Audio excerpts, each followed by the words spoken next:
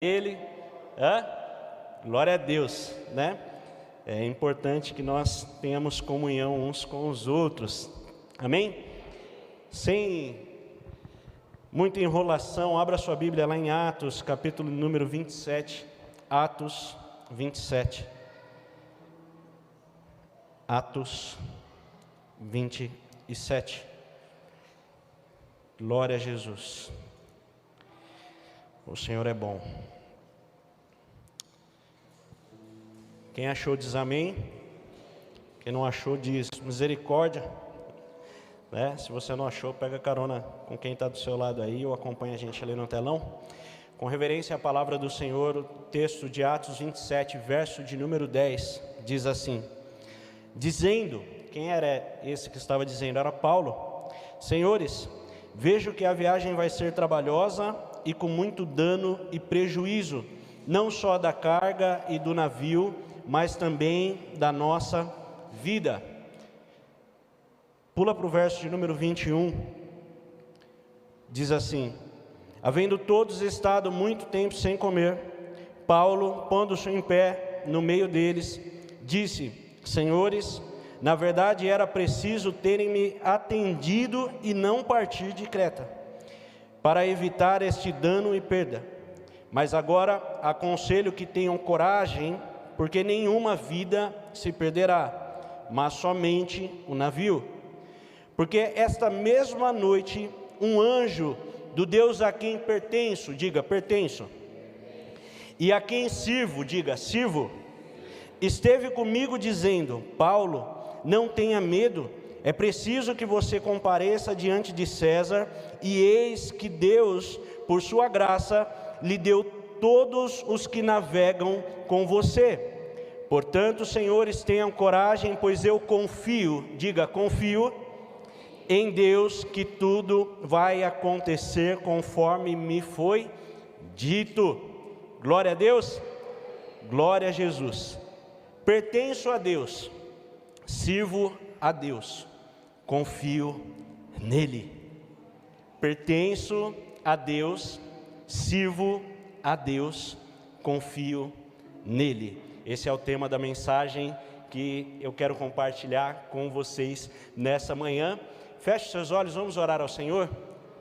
Glorifica-te, ó Deus, glorifica-te. O teu nome é exaltado entre as nações.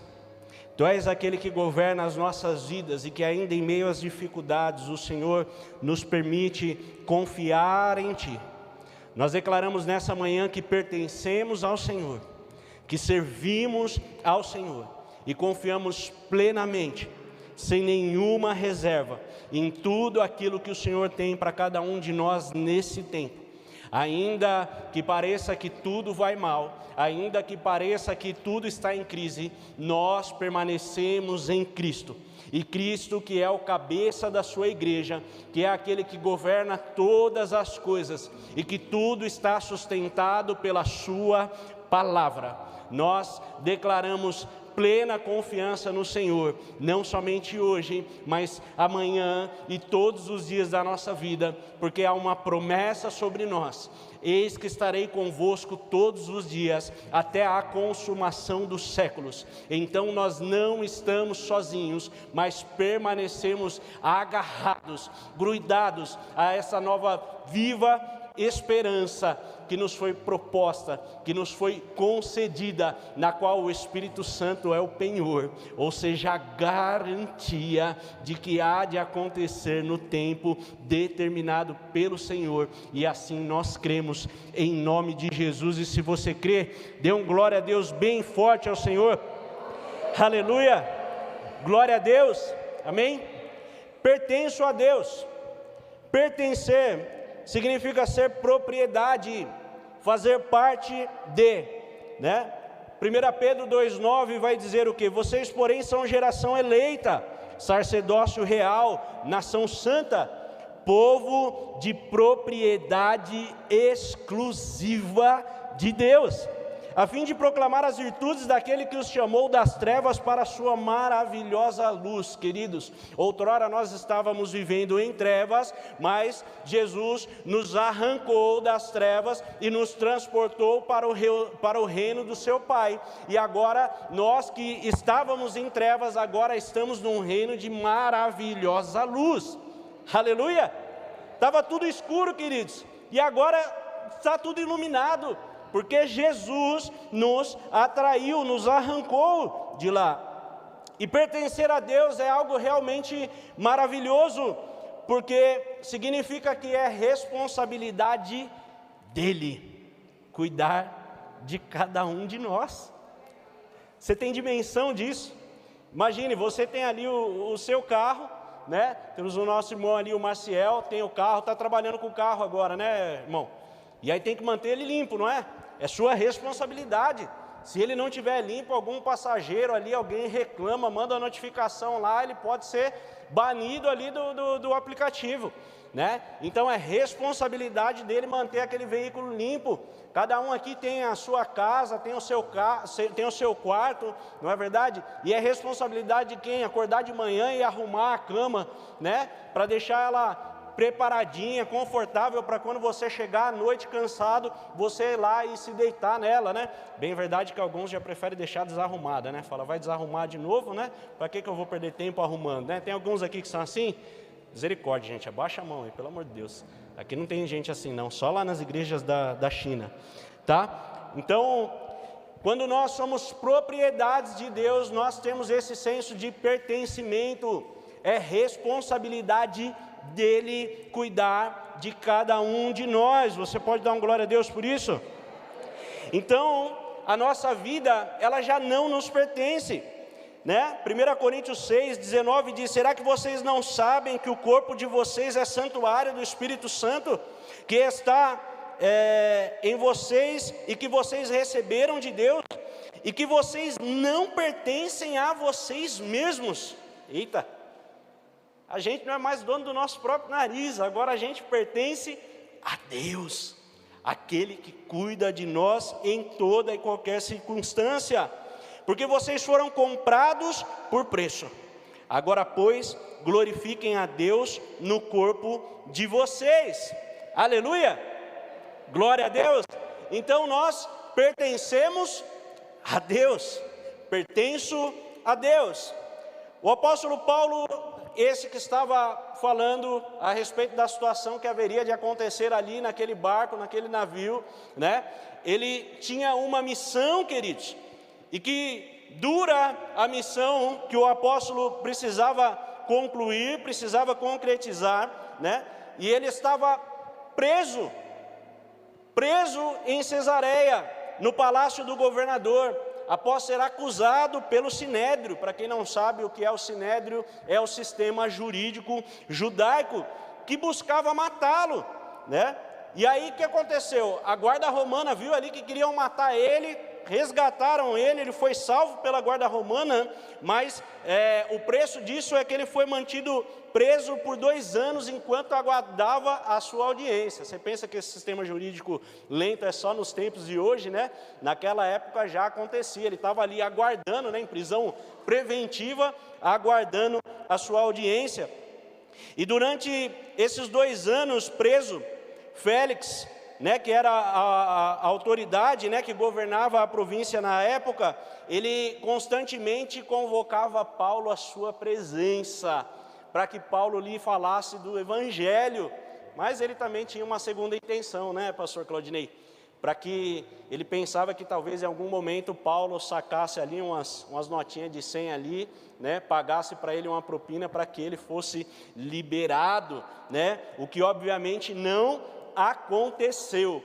Se Deus chamar a gente para viver algo em nome do Evangelho, ainda que isso nos cause sofrimento, nós vamos, sem usar de artimanha, sem usar de circunstância, para tentar fugir daquilo, porque em tudo na nossa vida Deus tem um propósito, amém?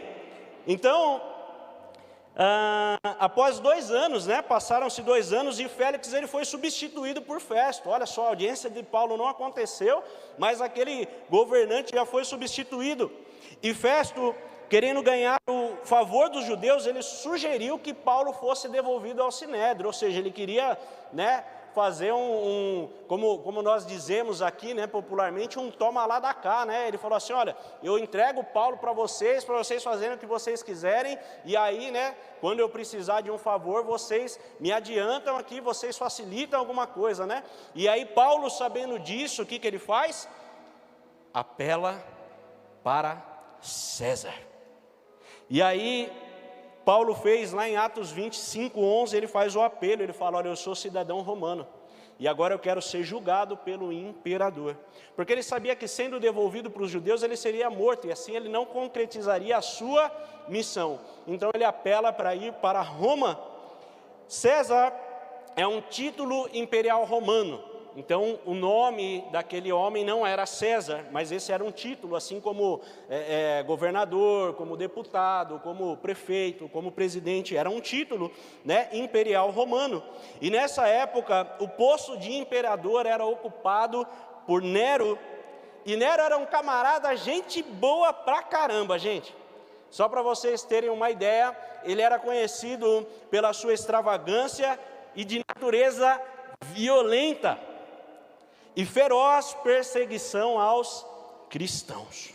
Olha que coisa boa. E aí Paulo pede para ir falar com ele, E só para vocês terem uma ideia de como esse homem era um incircunciso, realmente alguém usado por Satanás, dizem que Nero foi capaz de causar um terrível incêndio em Roma, para depois culpar os cristãos, para assim aumentar mais ainda a perseguição. Imagina tocar fogo na sua própria casa só para culpar o vizinho para ele ser preso? Então foi basicamente isso que ele fez. E aí Festo vira para Paulo e fala assim: então, se você apelou para César você vai, já que você apelou, você me deixou de mãos atadas, agora eu vou te mandar para César, E Atos 26 diz assim: olha, quando Paulo estava dizendo essas coisas em sua defesa, Festo o interrompeu gritando: você está louco, Paulo? Você ficou louco de tanto estudar, Porque Paulo falava umas coisas que aqueles homens não conseguiam entender, não conseguiam compreender, E pensaram: acho que de tanto estudar, Paulo, você ficou maluco, cara. Parece que não tem mais coerência no que você fala. A gente quer libertar você, você quer continuar preso, e aí você fica falando da alegria que você tem de estar aqui nas prisões, fica escrevendo carta para esse teu povo, aí vai cuidar da tua vida, cara. Esquece isso aí, abandona isso aí, vai cuidar de outras coisas agora, Quem sabe você não vai embora para sua casa, para sua família, para os seus, fica aqui, querendo continuar preso, querendo ir para... Você ficou maluco. Eu acho que você estudou tanto que bateu os pinos. Porém Paulo respondeu: eu não estou louco, ó excelentíssimo Festo, pelo contrário, eu digo palavras de verdade e de bom senso, porque tudo isto é do conhecimento do rei, a quem me dirijo com franqueza, pois estou persuadido de que nenhuma dessas coisas lhe é oculta, pois nada se passou em algum lugar escondido. Por isso eu pergunto ao rei Agripa, que estava ali presente, que havia ido visitar Festo, e de repente Paulo está ali pregando para ele, e aí Paulo vira para ele, está aqui conversando com o Festo, falando: eu não sou louco, você quer só ver só? Ele vira para o rei Agripa e fala assim: olha, pergunto a ti, rei Agripa, o senhor acredita nos profetas? Eu sei que o senhor acredita. E então Agripa se dirigiu a Paulo e disse: por pouco você não me convence a me tornar um cristão. Ou seja, um estava ali rejeitando as palavras do reino de Deus, um estava ali rejeitando o Espírito Santo, estava rejeitando essa mensagem de vida, mas o outro estava completamente receptivo a essa palavra, e esse era o propósito da vida de Paulo nesse tempo, anunciar o Evangelho àquelas autoridades, e quem sabe alguns, ou todos eles que estivessem ali, pudessem se converter ouvindo a palavra daquele homem que, mesmo preso, se sentia livre para anunciar o reino de Deus. Aleluia! Então o Agripa fala assim: para de falar, Paulo, pelo amor de Deus, para de falar, porque se você fizer um apelo agora, eu levanto a mão. Sabe aquelas pessoas que sentem em cima da mão assim na hora do apelo, porque não quer virar crente, né? O Agripa estava quase nessa situação. E aí o Paulo responde para ele: eu peço a Deus que faça com que por pouco ou por muito, não apenas o Senhor, ó Rei, mas todos os que hoje me ouvem venham a ser alguém como eu, menos essas correntes. Que vocês possam se tornar cristão, que vocês possam ser alguém como eu, mas é melhor que seja sem essas algemas aqui. Então ele estava ali preso e anunciando o evangelho, queridos. Se você entender o contexto, ele estava com as cadeias ali, amarrado pelas mãos, amarrado pelos pés, mas livre para anunciar o evangelho do reino, com alegria, com gozo do Espírito Santo, com muita felicidade no seu coração. Aleluia! Então Agripa se dirigiu à festa e disse: olha, esse homem podia ser solto. Se ele não tivesse apelado para César, eu ia falar para você soltar ele agora aqui.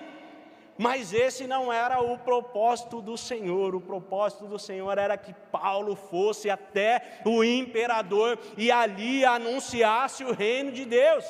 Aleluia! Então Paulo, que era inocente, poderia ter sido solto, apelou para que continuasse preso, pois assim, após ter pregado a muitos gentios em suas viagens, implantando igrejas, levantando ministros, ainda agora estava usando o fato de estar encarcerado para pregar a todas essas autoridades. E já em Roma, o Paulo ficou em prisão domiciliar. Olha só que coisa, né? Ele chega em Roma lá, o pessoal fala: não vamos colocar esse homem na cadeia não, vamos colocar ele numa prisão. E Paulo, você tem dinheiro? Tem. Então aluga uma casa, você vai ficar lá na sua própria casa, né? Vai ter uma liberdade de receber quem você quiser lá, mas a gente vai deixar um soldado para ficar lá com você, porque naquela época não tinha tornozeleira eletrônica ainda, eu acho que não tinha.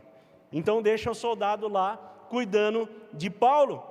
E aí passam-se mais 2 anos, Atos 28 diz: durante 2 anos Paulo permaneceu na sua própria casa, que tinha alugado, onde recebia todos os que o procuravam. Queridos, as pessoas iam atrás de um homem que estava preso, para ouvir do evangelho que liberta. Faz sentido isso para vocês? Vocês estão conseguindo entender? Amém?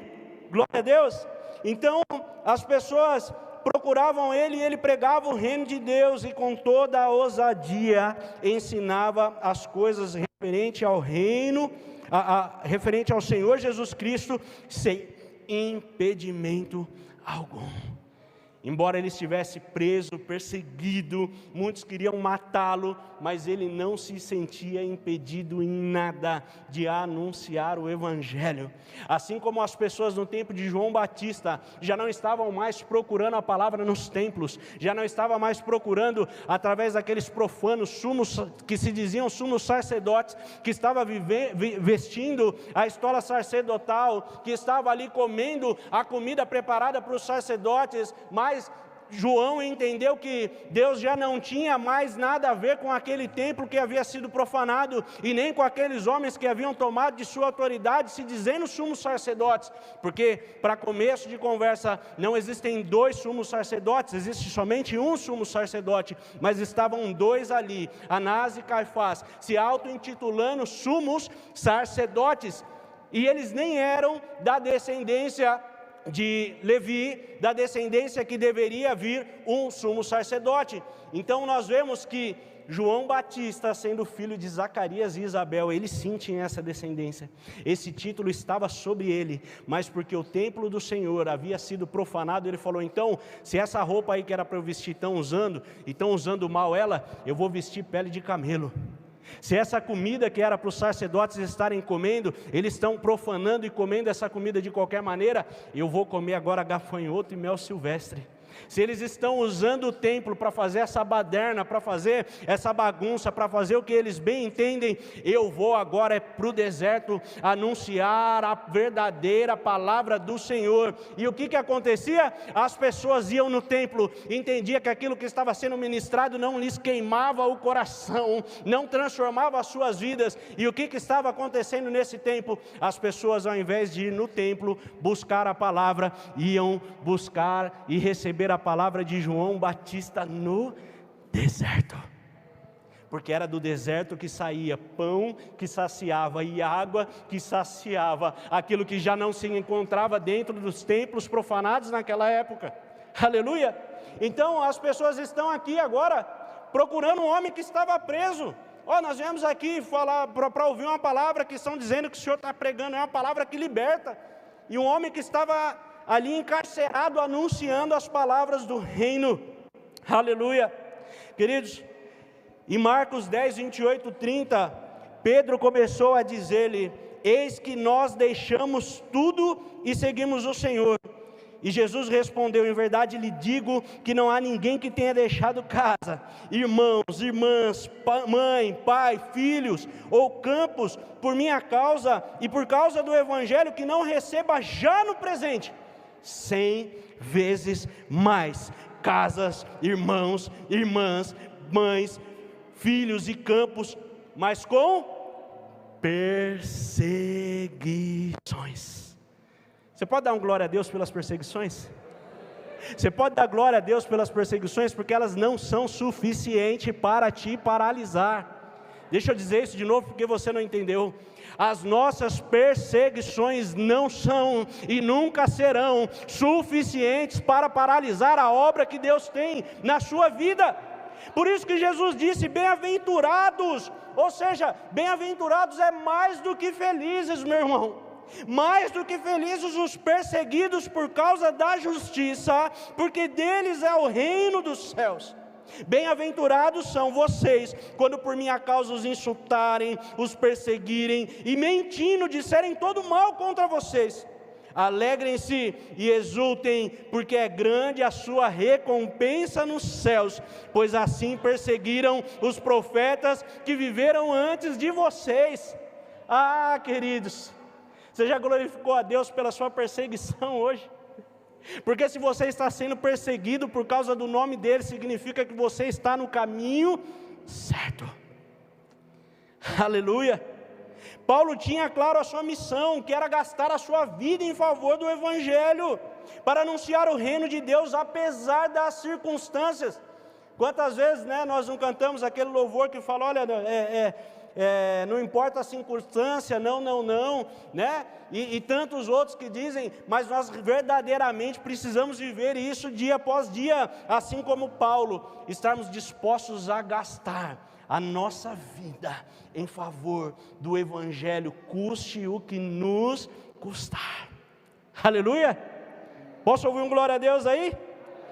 Logo já não sou eu quem vive, mas Cristo vive em mim, e esse viver que agora tenho na carne, eu vivo pela fé no Filho de Deus, que me amou e se entregou por mim.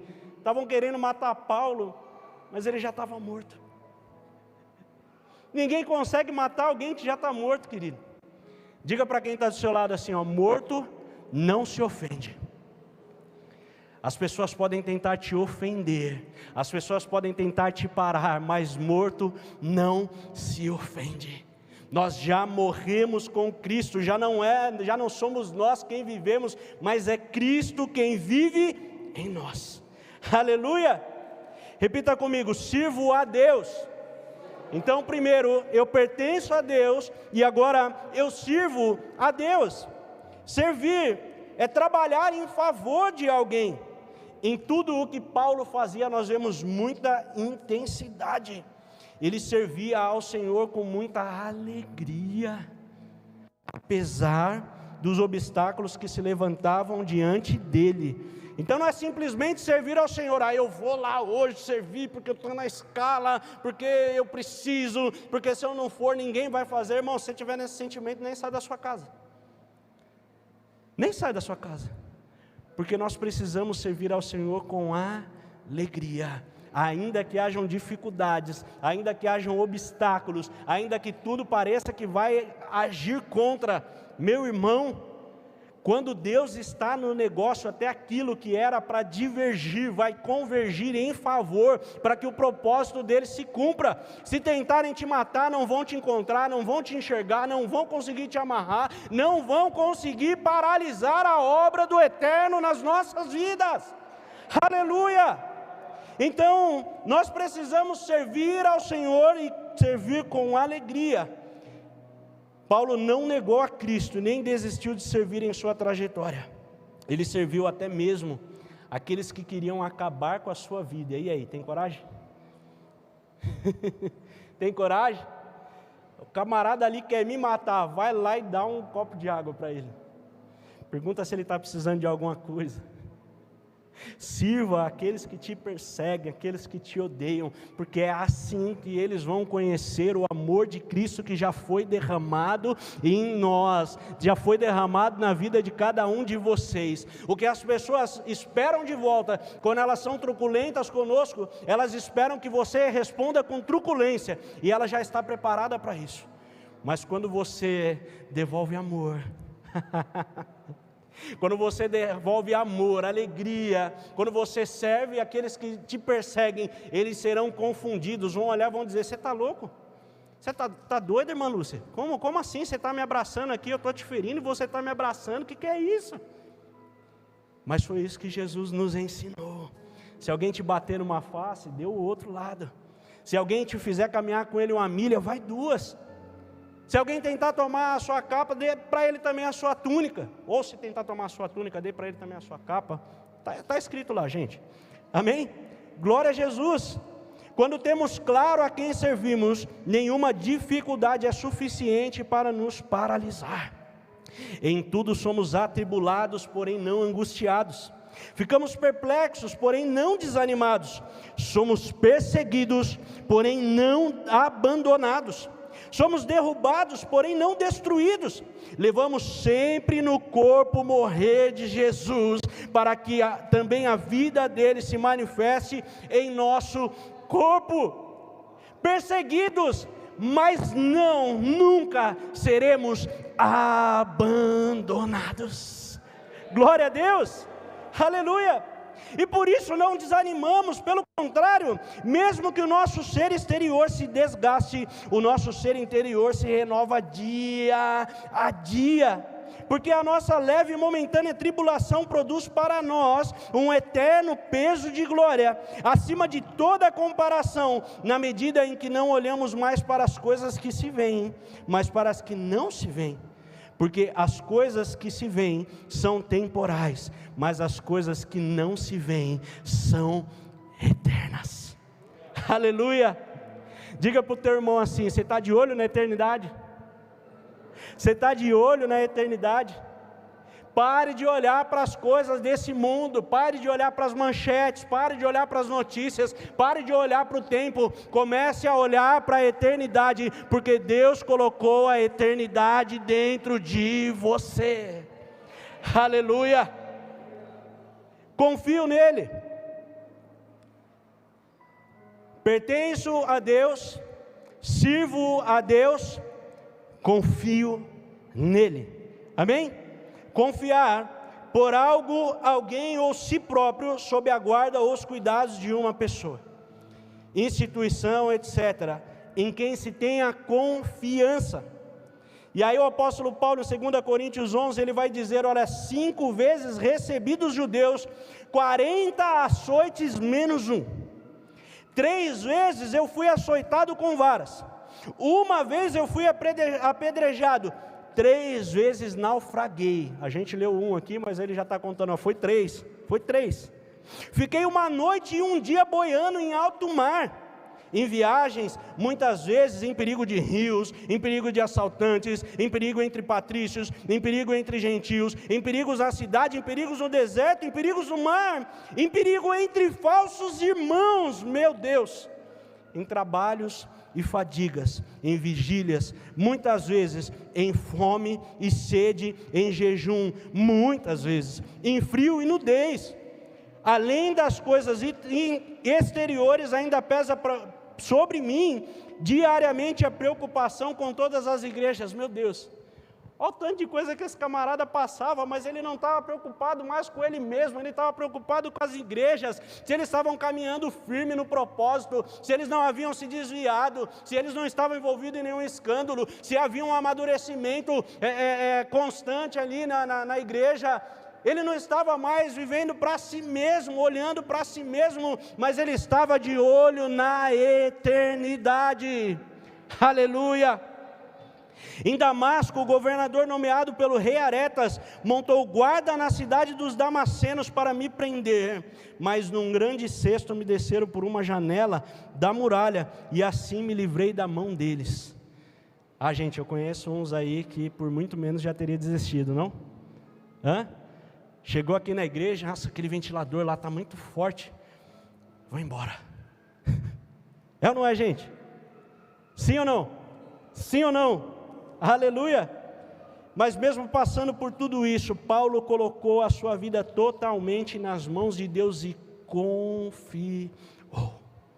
Pertenço a Deus, sirvo a Deus, confio nele. Aleluia! Mesmo nas maiores adversidades enfrentadas, não duvidou que Cristo era alguém em quem se podia confiar. Eu quero chamar o louvor para já vir subindo aqui, se preparando. Glória a Deus. Deixa eu te dizer algo, queridos. Qual era o segredo da confiança de Paulo em Jesus? Qual é o segredo da confiança de Paulo em Jesus? Deixa eu dizer algo para você. Nós temos intimidade com uma pessoa. Quando nós temos experiências, vivemos experiências com uma pessoa, nós temos a certeza de que aquela pessoa não irá nos deixar na mão. É assim ou não? É assim ou não?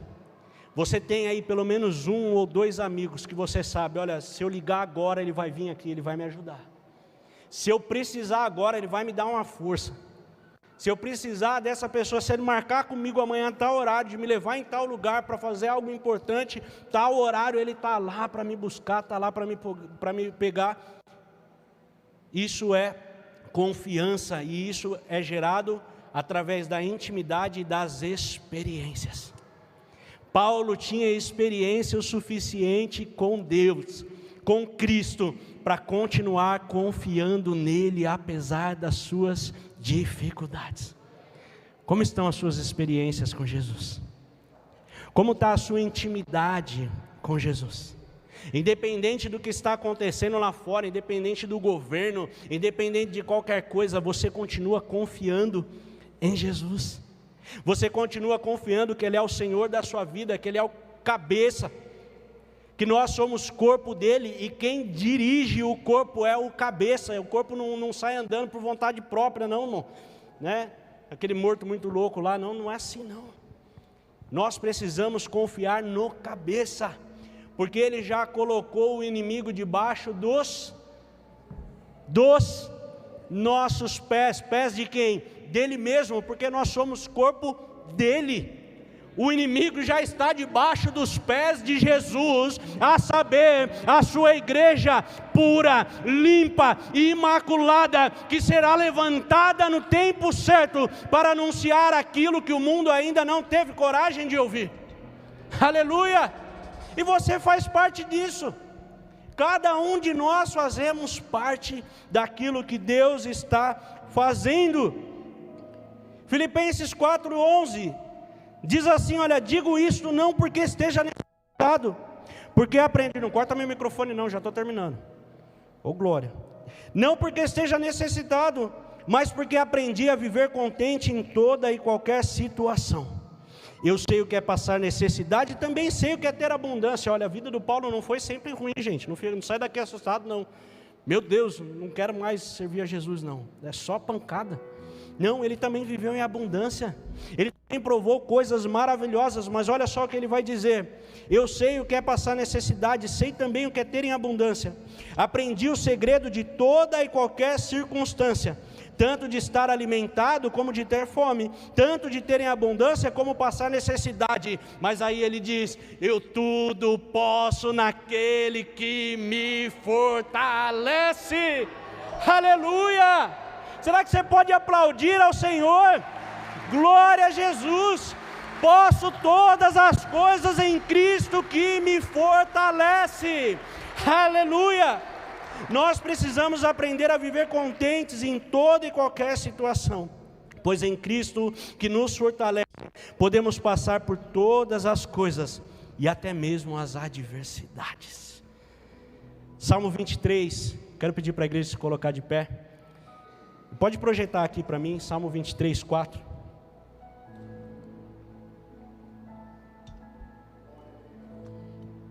Salmo 23, 4. Aleluia. Glória a Deus. A palavra diz assim: ainda que eu ande pelo vale da sombra da morte, não temerei, não temerei, não temerei mal nenhum, porque tu estás comigo, e o teu bordão e o teu cajado me consolam. Não importa a dificuldade, não importa a adversidade, não importa o problema, ainda que nós estejamos num vale de sombra, e que por onde você olhe tudo é morte ao seu redor, Deus te levou ali para que você comece a profetizar e declarar vida. Olhe para aquilo que está morto ao seu redor e comece a declarar vida, comece a declarar palavras de vida, porque Ele deu a sua vida por nós, para que nós pudéssemos viver em abundância, e essa vida que nós recebemos, podemos passar para as pessoas ao nosso redor, através das palavras nós podemos profetizar. Era um vale de sombra e de morte, mas agora, porque eu estou passando por aqui, porque Deus está comigo, vai começar a viver outra vez, porque há esperança para a árvore que foi cortada, pois ao cheiro das águas brotarão o seu renovo e tornará a viver. Aleluia! Pertenço a Deus, sirvo a Deus, confio nele. Paulo inaugurou uma igreja dentro de um navio que estava afundando, meu irmão. Vamos perder tudo, Paulo, vamos perder tudo, mas a gente vai continuar vivo. Ô Paulo, mas e agora? Confia no Jesus, no Deus em quem eu tenho anunciado a vocês. Aí ele fez o apelo, todo mundo recebe a Jesus ali, todo mundo se alegra, eles começam a louvar ao Senhor. Meu irmão, muitas vezes nós queremos que o mundo vá bem, para que a gente possa anunciar a palavra do reino. Mas Paulo, ele continuou anunciando no meio de um navio que estava afundando. No meio do desespero, aquele homem que estava ali encarcerado começa a trazer esperança, começa a trazer palavras de vida, começa a trazer segurança para aquelas pessoas que estavam ali. Que nós jamais esqueçamos da sua declaração: pertenço a Deus, sirvo a Deus, confio nele, e vocês podem confiar também, porque Ele é galardoador daqueles que o buscam. Ele é galardoador daqueles que o buscam. Aleluia. Feche seus olhos. Pai querido, nós queremos te agradecer pela tua palavra nessa manhã. Nós queremos te agradecer por tudo aquilo que o Senhor tem derramado sobre as nossas vidas, desde antes de iniciar essa reunião, através dos momentos de adoração que já tivemos aqui, através da ministração nos dízimos e ofertas, Pai, e também pela sua palavra. Pai querido, nós clamamos, vivifica a sua palavra em nós.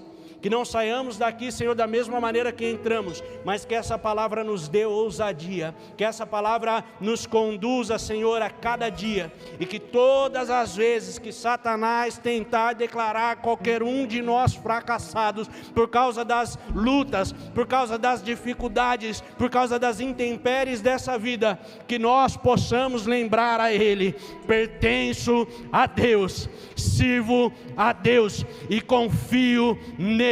Em nome de Jesus, aviva a tua igreja, vivifica cada um daqueles que estão aqui nesta manhã, Senhor, e que o Senhor possa trazer esperança a cada uma das nossas vidas outra vez, em nome de Jesus. Vamos adorar ao Senhor.